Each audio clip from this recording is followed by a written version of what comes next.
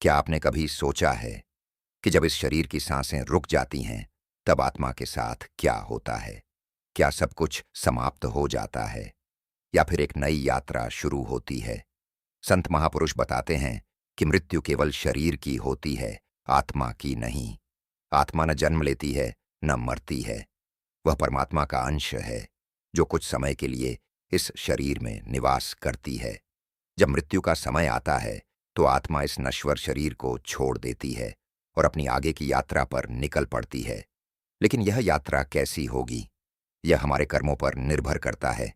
कहा जाता है कि अच्छे कर्म, सेवा, दया और भक्ति आत्मा को ऊंची अवस्थाओं की ओर ले जाते हैं, जबकि मोह, क्रोध, लोभ और अहंकार आत्मा को जन्म मरण के चक्र में बांधे रखते हैं।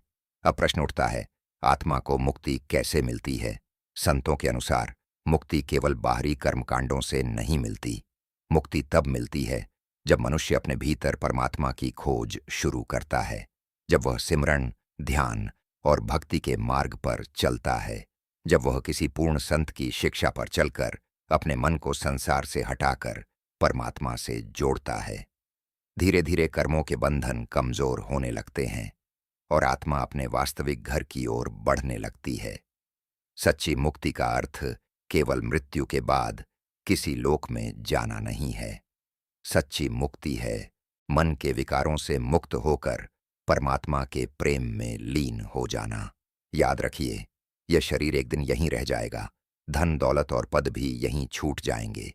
यदि कुछ साथ जाएगा तो वह होंगे हमारे कर्म, हमारी भक्ति और परमात्मा के प्रति हमारा प्रेम।